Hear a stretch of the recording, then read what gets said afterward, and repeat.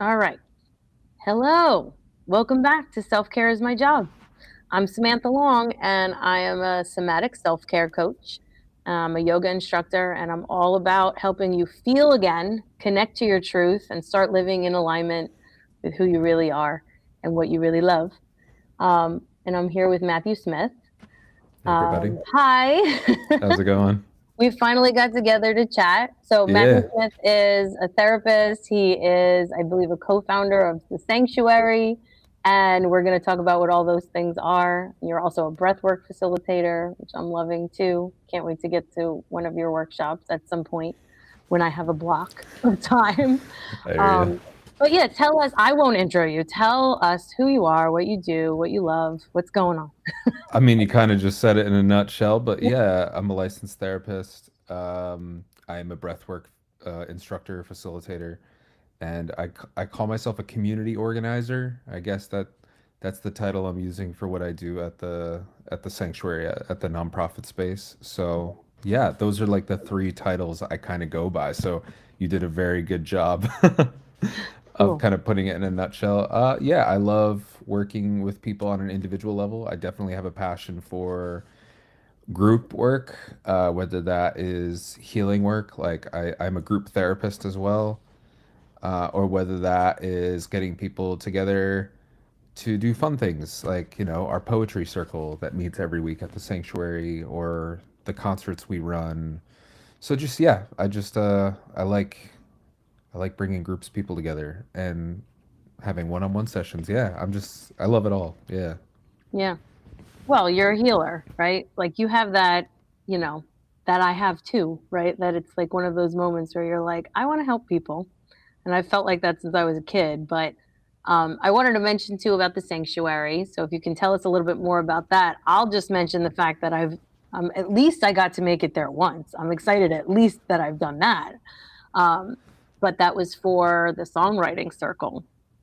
Um, which I just found to be like so, I don't even know how to say. I was like so present sitting there because like when you just drop in and you're like, oh, Yeah. okay, like I am very much here right now because it was, like you can't help but be because this is all like original stuff that people are performing and you're not like comparing it to something else. Like it's not like up for interpretation or anything. You can just let it wash over you because it's not like, a cover of a song or like, being compared to something else.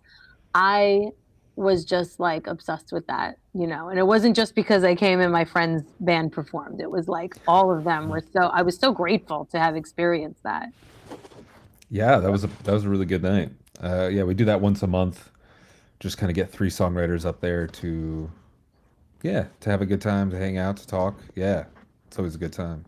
Yeah, but tell us about the sanctuary if you're willing a little Yeah, of bit. course. Yeah, the Sanctuary is a community hub offering a home for social connection and creative expression. That's our mission statement. We are a physical space that is just constantly trying to find ways to help people connect with each other, help people express themselves creatively. So we do a mix of like artistic programs and wellness programs. The past year or so, we've been leaning more heavily towards the arts programs. We definitely try to cater to what is working. But yeah, ultimately, like we opened a few years ago with the mission of just, well, I stated our mission, but the history behind the mission is like just from my own personal experience, and then from what I learned in school and from others, is just like the power of being a part of something bigger than yourself, being a part of a community. And not that it's even just a healing tool, but it's actually like the lack of community is the source of the problem. In my therapy practice, I specialize in addiction, depression, and anxiety, which, as we all know, are like major killers in the US and also like the most diagnosed mental illnesses. And I mean, just the more I learn about it, the more I'm seeing that loneliness and disconnection is one of the major causes of those three illnesses. And so, if we can help people find a space where they could just be in community with each other, help them express themselves, whether that's some of our more wellness programs like somatic healing, our discussion circles, breathwork ceremonies, or whether that is just like spending a week writing a poem about grief and then showing up and reading it, and like people aren't yelling at you and critiquing you, they're just telling you what moved them in your poem. Like, so yeah, just providing that space for people, and we're constantly evolving and growing, but yeah, I think that kind of nutshells it a little bit. Yeah. And the space is so awesome and welcoming, and you guys Thank are you. too. What was the other guy's name? I forgot his name. That We was have a we there. He was got we like got a few MC. guys. He was like MCing. He was like an older Oh, gentleman. Jo. His name's That's Jo. it. That's why I'm like I couldn't remember. Such Yeah. a sweetheart. Oh my God. Yeah, we had the best time. The energy is just perfection there, honestly, and I can't wait to go back. And you know, just piggybacking off of what you were saying, it's one thing to gather people, right? Obviously, you're creating an opportunity to just get together and either engage in the arts and just like listen to music or just sort of observe and immerse yourself, or to actually like partake. Either one, I feel like, is going to be beneficial.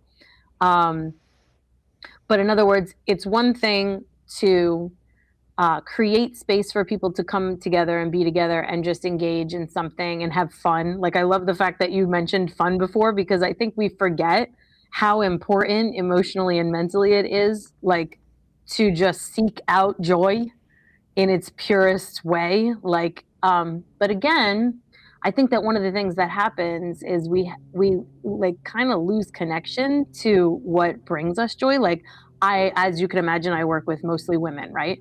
And I always just kind of reference this, but it's really it's everywhere. It's not just with women. Like, um, there is this sort of people pleasing, self sacrificing patterning that we've all taken in different forms. For women, of course, a lot of times it's about, you know, caretaking and making sure everybody else's emotional state is in order before your own.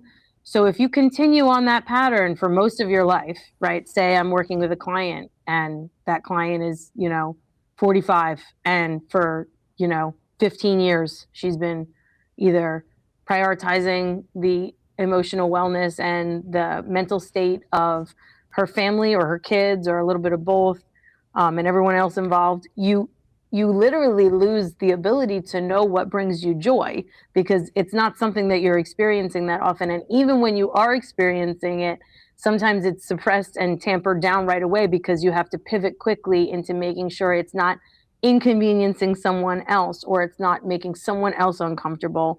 And it isn't even necessarily about that whole self-sacrificing. Sometimes, like I said, even for men, we all learn the people pleasing. We all learn to put everybody else's emotional and mental state and comfort level, I should say, right, in front of ours, because it's just become a thing. And I think that that's part of why we lose connection to like what really is bringing us joy. Like, somatically, I'll always bring it back to, as far as like what's actually happening internally, like what's coming up for you right now, right? Um, the butterflies, that's like one example of like how you're going to know, like, oh, I like that thing, I want more of that. And if we're constantly like having to kind of like put that feeling aside because we need to put something else, in front of it, we forget. So I only bring that up because I talk about joy all the time and fun, and it's so much more important to be able to seek that out. So you have like these spaces that you can come and find that and practice that and be in that. But then you also have, someone potentially who, like you said, feels really lonely. You have an invitation to come and gather. And then you have the added value, for lack of a better phrase, of practicing self-expression, so that that person potentially can learn how to feel seen and heard and acknowledged and recognized. Because, as we know, you can be in a room full of people and feel completely alone because you don't feel like you belong or you don't feel like you're accepted. And that could be like a real-time present actually happening thing, or it could be just something that is living on inside of you. Either way, it doesn't matter because you're feeling that, right? So I just love that you brought all of those things into play as far as not only having a space where people can come and do what they need to do and be together and be in community, but practice that self expression piece because that's really the only way. I know it's hard sometimes for some people, but I find that for me, my experience was always like, I literally need to practice expressing myself in all kinds of ways, whether it is creatively, like for singing for me, like, people think like, Hmm. oh, like you always sang, so it must be like so easy. No, absolutely not. Singing in front of people, but you take that awkwardness that you feel, and people are also feeling that just presenting themselves to a new group of people that they may or may not feel comfortable with. So I love how you're creating, spaces and opportunities for people to actually embody all of that and, hopefully integrate that it is safe to come into community and let yourself be seen and heard, if that makes sense. Yeah. Yeah. I mean, none of it's original ideas, just definitely picking up on what I've learned, especially since you are opening a space. I always love talking about with other space holders. You know, my inspiration for this really was fueled by a few different things, but especially, are you familiar with social prescribing? Hmm. Perchance? Yeah. Oh, okay, good. Because not a lot of people are. Like, I've talked to I people know. who literally have been Let's running spread the spaces for word. Let's years go. and just aren't like familiar with it. And I'm just like, you know, not that everything has to be research based, but like as a therapist, I'm supposed to only be using um, Right. research based practices, which obviously the sanctuary is not therapies, but I'm talking like my mind goes there sometimes. Yeah. And so when I learned about what they're doing with social prescribing over in Europe, I'm just like, okay, how can we make that happen here, even though we don't have government funding to do such things? And Hmm. so, originally when we first opened the space, I was hoping to have a more of a variety of things, and we're working on it. But like the arts community has just grabbed onto our space so much in a great way that most of what we are doing today is arts, but we're doing it in a way that is tied into this social prescribing wellness world. Like our poetry circle, we call it a circle for a reason. We sit in a circle so we can all look each other in the eye. There's no one up at a podium. We have rules about sharing, what is like to share mindfully. After someone reads, we don't just automatically critique their poem and tear them down. We share what we resonated with, what we loved about it. And then if they specifically ask us for critiques, we give it in a loving way. But the point of us meeting up is not to be a workshop, but to be like a poetry support community. Just yeah, so the emphasis is on socialization more than it is on honing our craft. Well, I can't speak for everyone. I'll speak for myself. Yeah, but just yeah, I like to acknowledge that too. Like I'm standing on the shoulders of giants here, Yeah. that other Yeah. people that have done the work and research and shown how important social connection and community is. Yeah. 100%. Like you're, like I'm going back to, reading Stephen Porges's work, for example, Not on familiar with polyvagal, him. Oh, polyvagal theory? Yeah. polyvagal theory, which I know has had some critiques and some adjustments and shifts over the time, I'm right? very vaguely familiar with polyvagal theory. That's a little pun. I know the gist of it, but please keep going. Yeah, no, so essentially making it like drumming it down, simply for the just the purpose of this conversation right now, like it's really about how your parasympathetic nervous system, your rest and digest state of your nervous system, is activated based on safe social interaction. Oh, okay. So Yeah. basically, and that the whole engagement concept obviously can be linked to that whole social prescribing conversation where, medical systems are actually prescribing, what is it, arts, cultural, and social. I'm probably missing something, or nature, all into that category of social prescribing. because all of those things can have an effect on our nervous system. Again, also not a medical doctor over here, not a therapist, not going But to hey, look, all of it it. doesn't. I feel like when I got out of school for therapy, I was like very big on like I can't say anything that's not backed by Yeah, science. But like we are powerful beings, and like we know intuitively what helps us. Like I didn't need to wait until a book told me that social connection helps me right. before I started going to support groups, before I started calling people. I Hmm. remember specifically one guy I was talking to who had what I wanted when I was in my healing journey. And I was like, oh man, people aren't calling me to hang out, this and that. And he's like, brother, you are at a low point in your life. You don't really have much to offer people right now. But there's a lot of people out there that you admire. Why don't you pick up the dang phone and call them? Why don't you call 3 people a day for the next week and then call me at the end of the week and tell me if you're still feeling lonely? And I was like, whoa, that's what helped me. It wasn't the research, which I learned later Right, on. So right, like, yeah, it doesn't always need to be so like how long did we know that nature is a powerful healer before science backed it in like right, what I think 2017 is when they first started to say that nature therapy was like really helpful. We knew long before that. You know what I right. mean?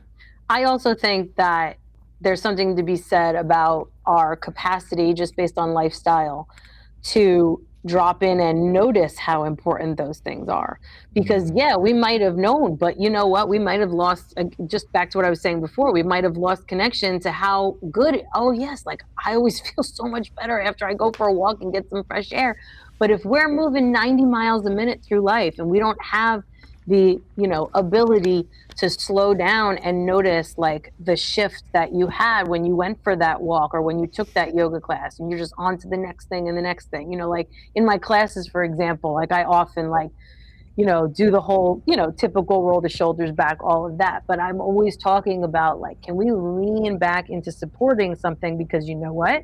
We are literally like, our body is just like always forward, forward, forward, next, next, next, more and more and more. What if like we really embodied like pull back? Because at mm-hmm. that point, and again, it's just an example. It's just like one way of so many ways to slow down, to practice slowing down.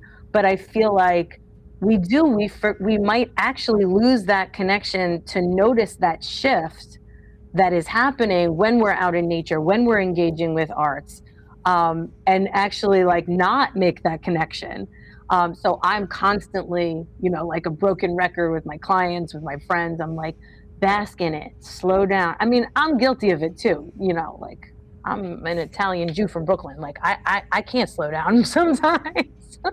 But and I'm very type A, and I'm like that Virgo, like very 3D, like, get it done, physical type of energy. But at the same time, I, of course, like I have to, I say it on repeat to everyone else so that I can hear it myself too.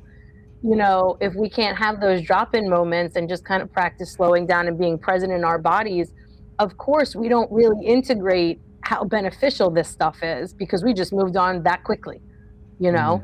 Mm. Um, so I feel that, I really do. And I have been definitely exploring a little of that social prescribing, concept too, as far as like the similar things that we're trying to build here, and making sure that people understand. I'll just throw this out there too. There's that concept, or I should say that last year, over the past like 4 years, actually, I was coordinating this festival called Healing with Heart.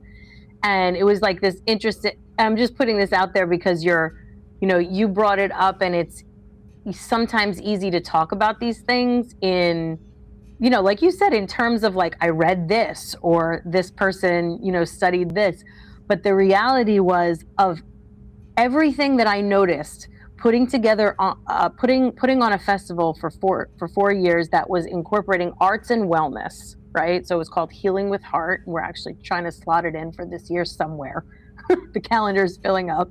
But the one thing, there was, I should say, I had reservations about there being too much going on, right? Wellness demonstrations, therapeutic art demonstrations, sensory area, some wellness vendors, live music, right? And I remember, and every single year I would have this like when you're putting something on and you have like the second guessing that's happening. And I'm like, it's too much. Again, typical, limiting belief systems that are going to come up of like, oh, this is too much. Nobody's going to get it, But the reality was, every single time, it was more about the community and gathering people than anything else. The fact that people could just come and explore and have these connections and learn from people and have these drop-in moments. It didn't have to be that they came and they did everything and they hit with everyone and they clicked with every modality.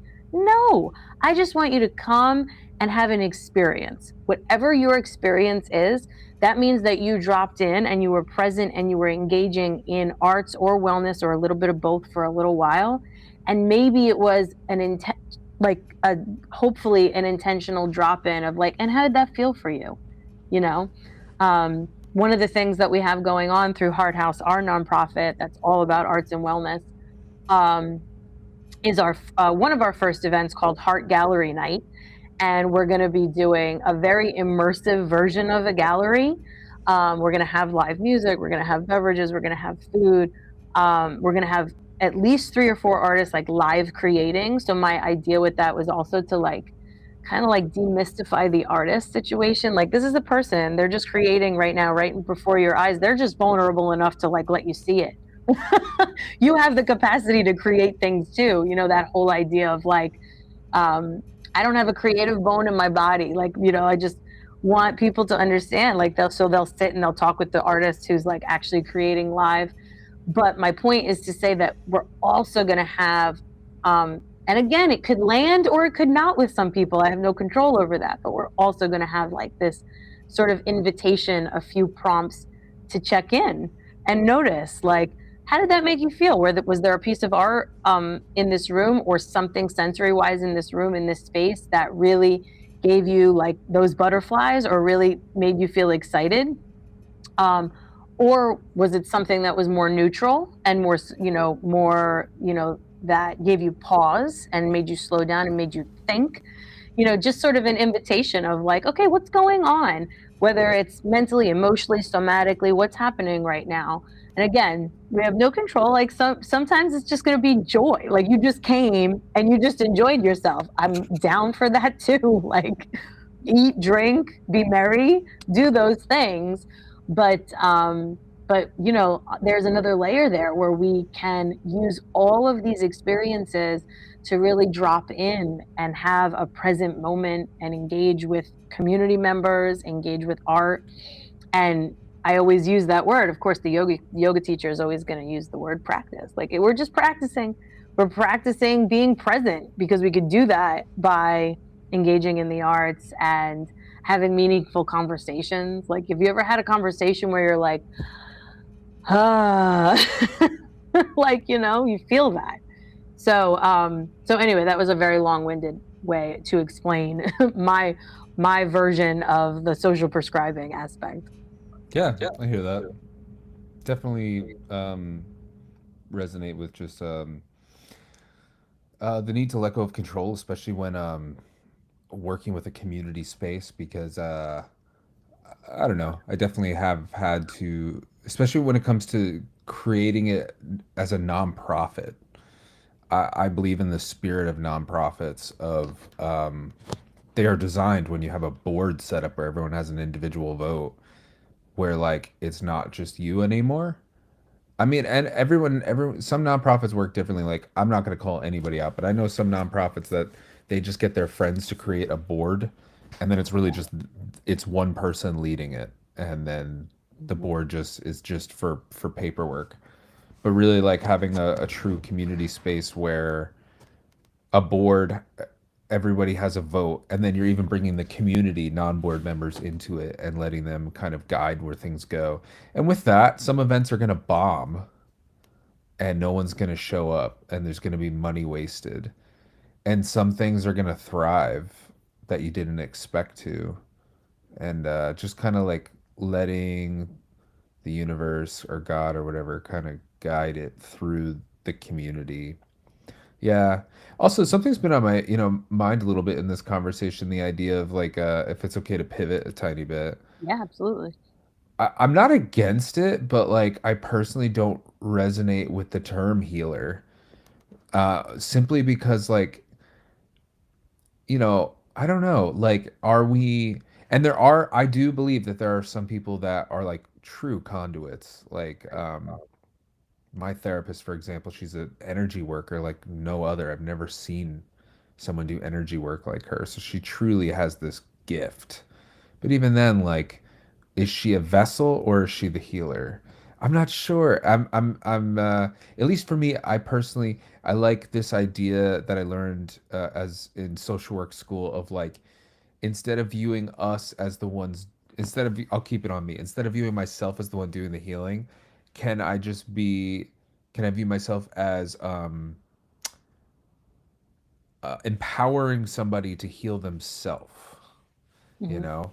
Because I don't know about you, but like it doesn't matter if I'm on my best day bringing my best tools, if someone's not willing to use them, Hmm. then it doesn't matter. And then I obviously this is more leaning towards social work than coaching and whatnot, but um I think a safety net reason that they put that in place is like then if somebody like doesn't use the tools or that tool didn't work for them, it's not on me if I wasn't able to heal you. Hmm. It's, you know, okay, like I'm just here to empower you to use your own tools. If that tool doesn't work for you, what else is going to work for you? I know, for example, for me, like I love ceremonial breath work. I think it's so healing. I have had many people that don't like it. I've had people halfway through a ceremony take off their headphones, get up and walk out of the room. So it's just something I was thinking about. I'd love your take on that. What do you think? Yeah. Yeah. No. And I know that I used the word healer earlier. But at the same time, I couldn't agree with you more. And I'm okay um, with you disagreeing too. That's yeah. okay. It's just No, it's I an interesting actually do. The topic in our word, industry. yeah, Yeah. no, I totally agree with you.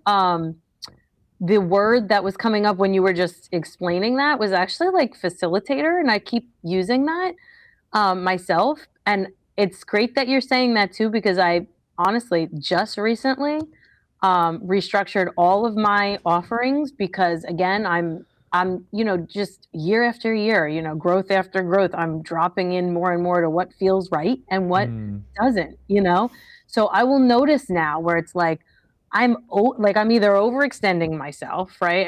Or I'm again, yeah, trying too hard to have this impact where it's like, how much real weigh in do I have about what that impact is? Like, I'm it can be not the so one doing it. difficult.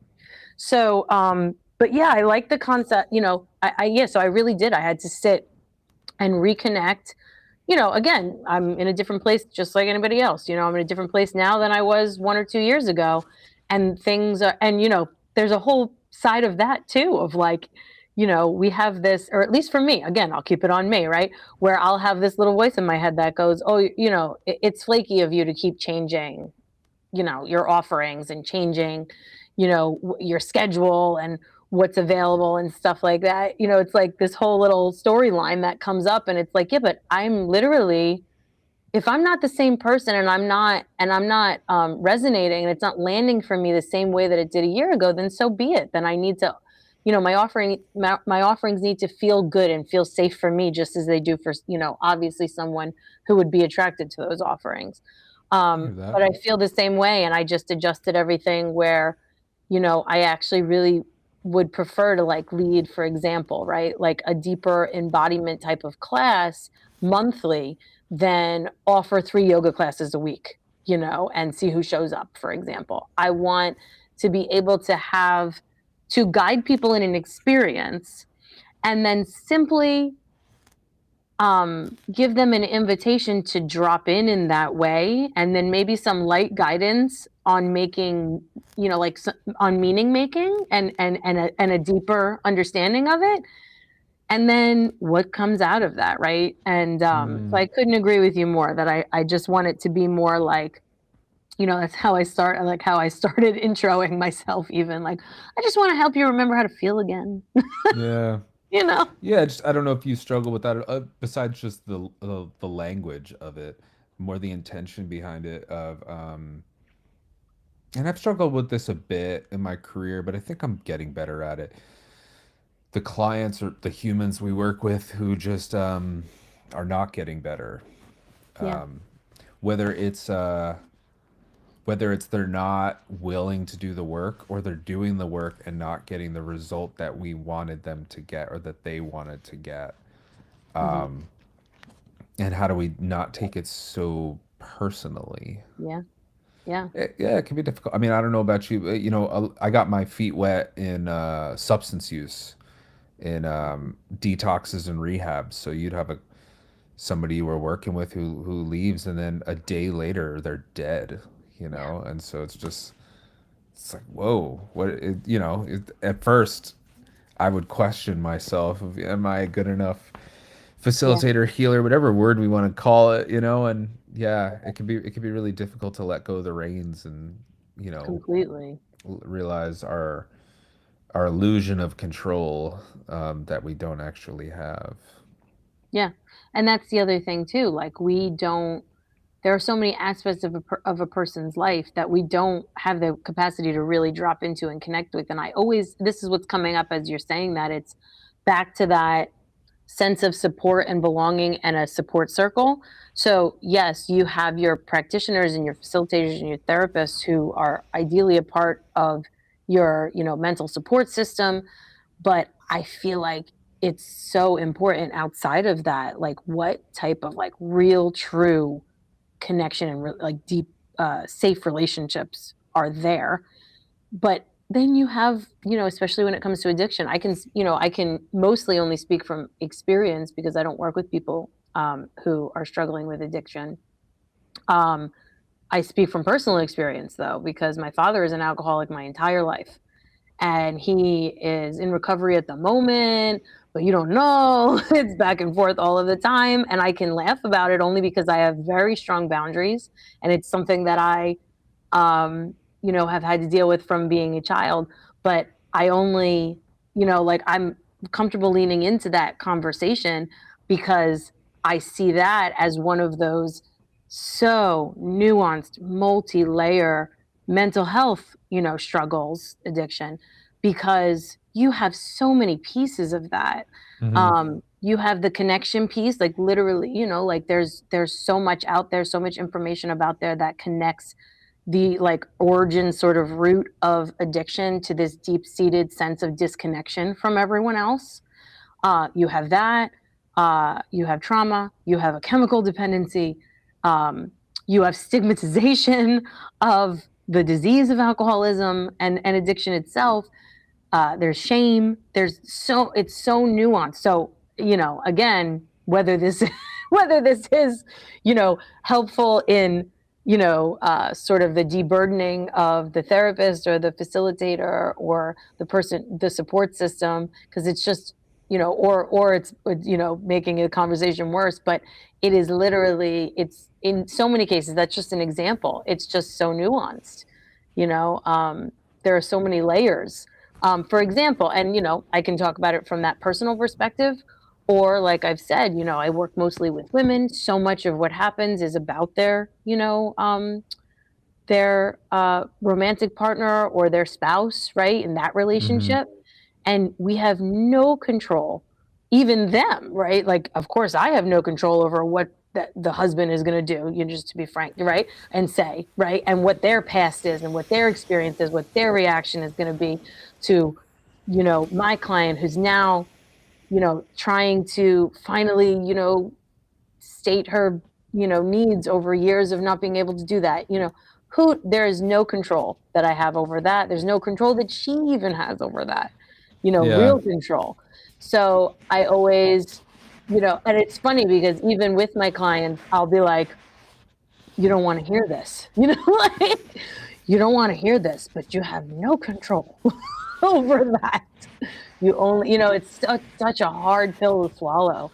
I think that personally, you know, I had to go. It's almost like what's coming up for me as I'm talking about this is like this, like, you know, belt chart or whatever the hell we're calling this, like, where it's like, the tension and the anxiety and the resistance around that concept of you can't control what anyone, even when it comes to my father and the addiction we've had to deal with our whole lives, I have no control.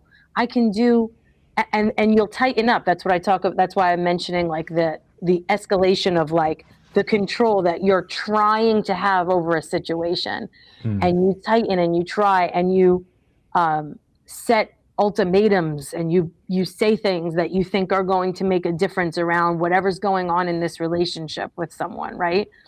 And I'm almost feeling that like that tension rises, and it takes it again just from personal experience, like there is a point I think where once you can really integrate that you don't have control, because everything is relationships, whether it's with community or one-on-one, like everything it comes right back to what we were talking about. It's like that social engagement, like that sense of belonging, like it's rooted in our like our basic needs, right, are rooted in that. So my point being, like, I think for me, integrating that everybody is just, on their own journey. It's not an easy pill to swallow. It's not something where you're like, you really want to have control. Of course we want to have control, because then I feel actually a false sense of safety because I have control over something or some conversation. We end up being like passively manipulative. We don't realize we're being that way, because we want, the trajectory of that relationship to go a certain way. I think I'm really scratching the surface over here of that spot where I actually could take solace in the fact that I don't have control. It actually is soothing to me versus creating me to contract and try to control further. I don't know if I don't know if that's landing at all, but I think you have to go through experiences like over and over and over again in your personal life in an intentional way and with support, right? Before you really integrate like the reality of it, the truth of it, right? For me, it really is like, whether it's my relationship, whether it's, my father, like whatever it is, it's like, it's actually about me. Like everything, all I can do is control what I say and what I do. I can't control what somebody's going to feel, how somebody's going to feel about it. If I'm going to disappoint someone, you can live your whole life if you want to, trying to make sure that you don't disappoint someone and that you don't offset, someone else's mental state. I can also be, very personal and frank, even in our household and in my, with my partner, like he struggles so deeply with mental health sometimes. And so what you do, yeah, like you want to control, you want to be like, okay, I know what we can do, especially, having some level of skills, right? Some level of knowledge around this.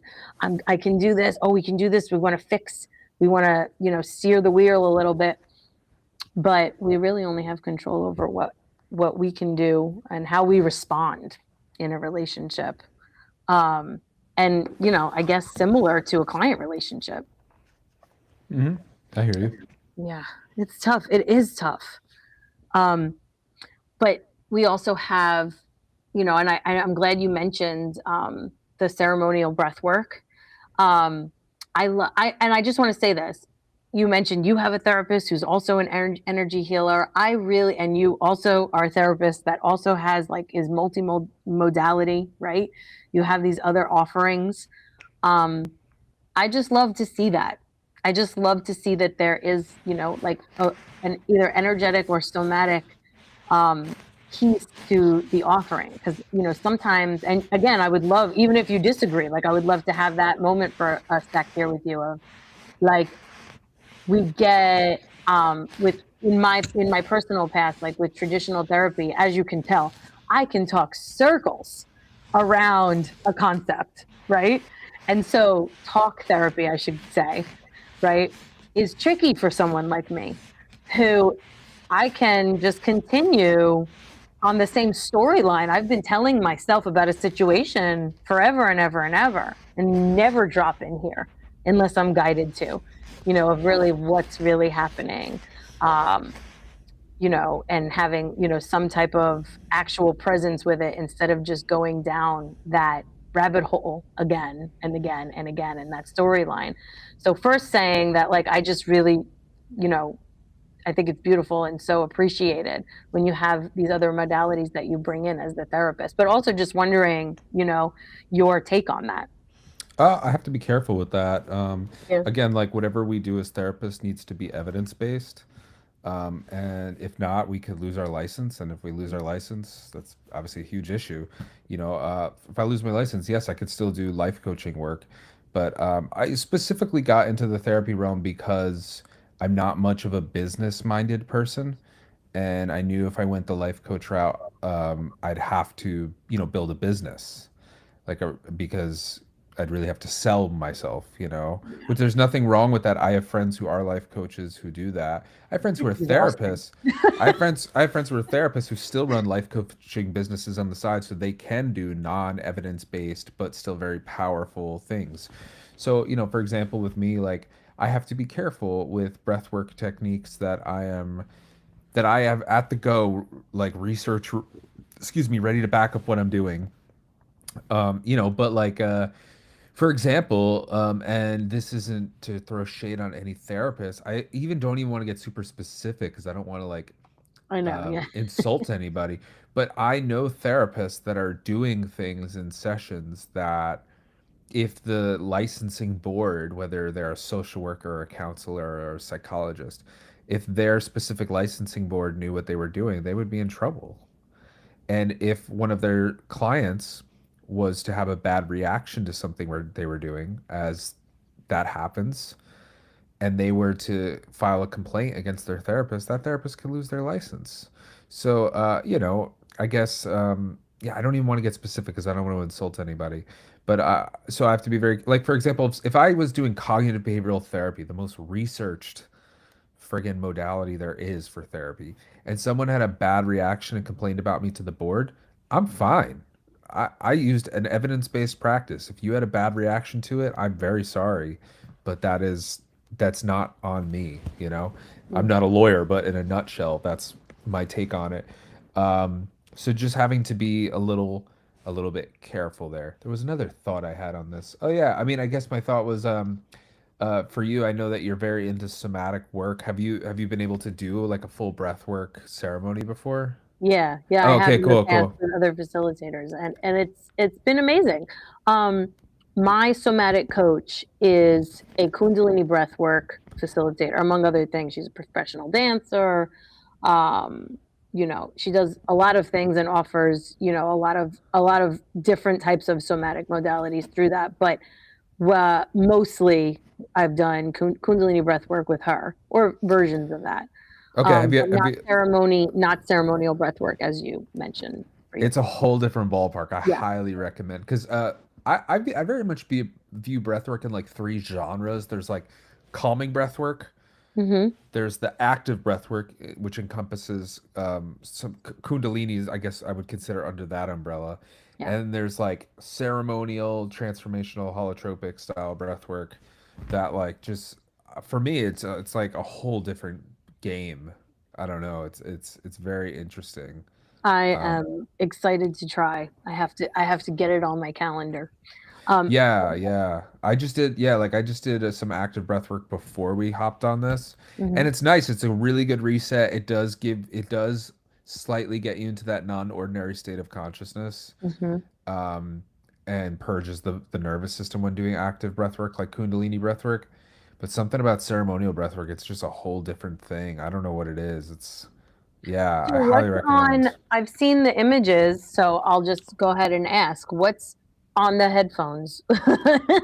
When, because Yeah, I yeah. don't So ceremonial breath work, I'm not sure with each facilitator is different, but yeah. almost always with ceremonial breath work, there is music Okay. that is designed to help deepen the experience. Some people with active breath work, like Kundalini breath work, are using that as well. Yeah, I'm we not, I'm, use music as well, but yeah, you know, yeah. not So as the base, not as the focus. Yeah. yeah, yeah. So just adding that modality in there, I think really deepens it. So most facilitators are just playing music over speakers, like PA speakers, and then like projecting their voice loudly, or if it's a bigger room, having a microphone Mhm. or a headset mic. Um, I like to, and I'm not the first one to do it, so I'm definitely not claiming that, but in ceremonial breath work, a lot of emotions come up, and especially in the type that I do. I was in my training, I offer a few tools to help push you. So, for example, we'll take a deep breath in as if I'm doing group breath work or even individual breath work. We'll take a deep breath in and we'll do a loud sigh. We'll take a deep breath in a few minutes in and we'll laugh, like to shake up Mhm, the energetic body. mhm, About like, when we're really at the peak of the ceremony, we'll take a deep breath in and we'll scream at the top of our lungs. And then throughout the whole ceremony, a lot of people have their breakthrough where they are uncontrollably crying or uncontrollably mhm, laughing mhm, or screaming and just like letting it out. And so for some people, that can be hard to do in a group setting. So having them have headphones on where the music is playing and I have my microphone so I could like whisper and like get that ASMR voice, it deepens the experience for the client, a little sensory deprivation. And then also in group settings, it enables them to fully be able to like by the time we get to the peak of a ceremony and we're screaming, the music's so loud that you can't even hear yourself screaming. It's just a somatic experience. mhm. So yeah, I've done a lot of breath work with and without headphones. The headphones I feel like really deepens the experience. I love that. That's why I asked because I assumed that it was just like everything coming through, closing yourself off, making it a little bit more of a safe space to have the release. Yeah. Yeah, In because fact, I you're a Mhm. music person, so you might understand this. Not everyone would.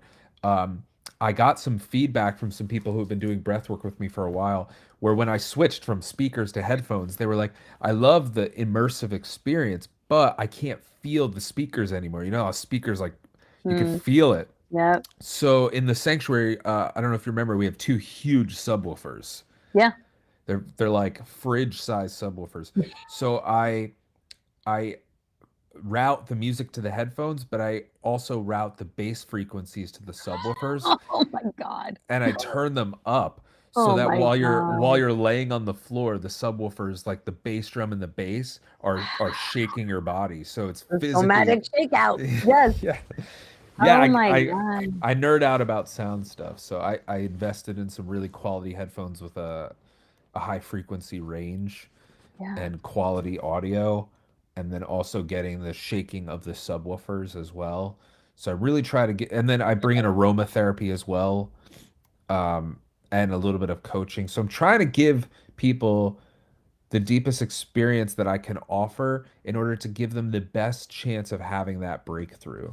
Because Mhm, I do believe, I don't know if you agree with this, but like there's a lot of, I do love talk therapy, but with certain modalities like ceremonial breath work, like we are able to induce a breakthrough that might have taken a really long time to get through and integrate, and we could do it in a quick period of time.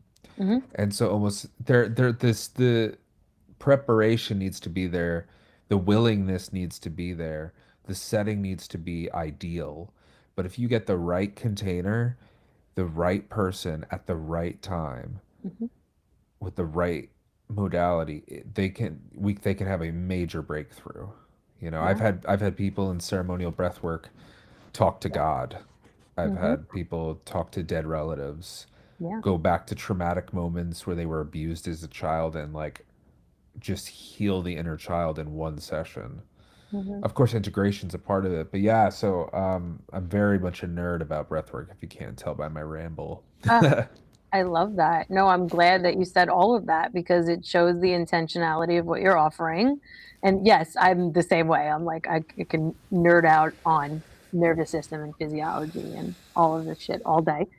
Um, but I love that, you know, again, like that you're so intentional about the experience. And it just speaks to what we were saying before. Like you're doing the best of your ability to help this facilitation, to help this experience be what it needs to be so that the person can have their experience, whatever it is. And if all those things align, yeah, it could be really major. I just wanted to ask, we're going to wind down in a second anyway, but I have to just ask this. Like, I think a lot of people might either be like reluctant based on seeing like a lot of these like more deep and intense emotional releases that do happen in these type of settings.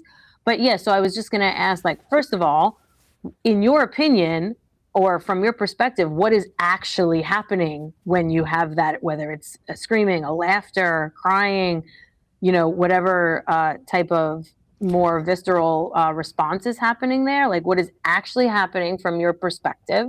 And also, like, what would you say if somebody was like listening to this and they're like, kind of like fearful of that type of thing happening if they were to join? Yeah. Are you asking scientifically what happens, or However you feel like answering. so for those who would be watching, when we're doing calming breath work, we're tricking our bodies and minds to go into our parasympathetic rest and digest nervous system. Just like when you see someone sleeping and they're breathing slowly. You obviously know this, Sam. Mhm. When we speed up our breath, which is Mhm. ceremonial breath work, where we're speeding up our breath and then we're using like screaming and laughter and sighing, um, and using evocative music, we are trying in ceremonial breathwork to trigger ourselves into the sympathetic nervous system, Mhm. into the opposite, into a controlled fight or flight. Mhm. And when that happens, a lot of times I view it as more of a spiritual practice because there's really no way of scientifically describing it. Mhm. But sometimes things come up. I've had people that were like, I just needed to cry for 30 minutes and just let it out. My body needed to let that out. Or, yes, I have had people who have had visions where they truly believed that they, talked to God or talked to their dead relative. Or even though they knew it wasn't true, they were able to go back to their childhood self and like heal a wound. I don't know how to describe it. Yeah. But essentially, yes. If you're interested in ceremonial breathwork, know that it is designed by nature to throw you into your sympathetic nervous system to help you purge and heal. If that scares you, I would definitely recommend reaching out to myself or somebody else if you're still interested to ask more questions. But ultimately, like there has to be a willingness to go into this with an open mind and an open heart. That being said, ceremonial breathwork is a lot of times related to medicine ceremonies, like plant medicine, psychedelics. Mhm. The difference here is you're in complete control. So I know in my ceremonies, like I teach you the fast breath work, but we also start out with calming breath work to ground you. And then at any point throughout the ceremony, I'm giving suggestions on what to do to go deeper, but you can always go back to a calm breath work. So you have the gas and the brakes the whole time. But yeah, it's not recommended for anybody who is currently experiencing a lot of panic attacks and a lot of or anxiety attacks. Mhm. um, you do need to be in a bit of a stable place to do ceremonial breath work. Not like stable, like everything's perfect, but Mhm. if you are like, you know, in a crisis, ceremonial breath work, I wouldn't recommend. Yeah. Yeah. Yeah, that makes sense. But again, I do ceremonial breath work with people in rehabs, Mhm. who have been clean for like 20, 30 days. They're stable enough. And I tell them about this. And the ones that opt in, a lot of them have beautiful experiences. On the rare occasion, there are people who freak out and they need to come out of it and leave the room. It's rare, but it happens. Mhm. Yeah. Yeah. That's awesome. Thank you for explaining that. And I think that, it goes back to what we were saying, that we don't have complete control. It's a lot of times what's coming up for me as you're talking about that is so much of my training, whether it was yoga, somatics, physiology, was all trauma informed, right? And we talk about a lot of the things that you're referring to, making sure that people feel resourced, whether that is connecting to some type of like safe or positive thought that they can always come back to so that they have that break that they can hit. And then also teaching them early on the calming breath so that they can come back to that. They have a little bit more control, and we want to make sure they're resourced. But at the same time, we also don't have like that's just again setting up a safe environment, like you said, but we actually don't have complete control over what's going to really trigger someone. And I don't know if you agree with me, I feel like sometimes like we can't get to the growth that we're really all like not all of us but some of us are striving for until we push up against that trigger a little bit. Like, so in other words, if I, again, just speaking for myself, if I was super, like if my entire focus and all of my facilitation and all of my yoga classes and deeper embodiment classes was all about making sure that I am trauma sensitive and I never trigger anyone and I never even put anybody in a situation where they feel like some type of emotional release coming up or there is some type of response, then if I'm being frank, I'm kind of doing a disservice because it feels like something needs to happen. But the idea is that is just another example of like, okay, yes, feel this. Like there's knowledge here, there's growth here, there's information here. I hear you. Yeah. Yeah.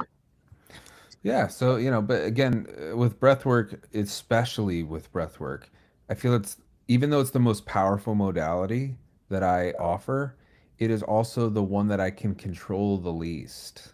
Mm-hmm. For example, I very much tell people to, if you want to set an intention to go into breath work, but a lot of the times you might be guided elsewhere. Every breathwork ceremony is different. It's even for myself, I've sat in ceremony a lot of times with breathwork, and sometimes I have a very huge, big breakthrough experience, and sometimes it's very just like it's just a reset. Yeah. I can't control it with myself, and so how can I expect to control it even with somebody else when I can't even control it myself? So I'm just telling somebody how to breathe and some techniques to help them shake up the energetic body and throw them into that fight or flight state.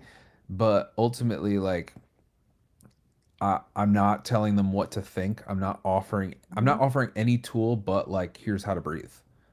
And so I have to really check my ego and my expectations.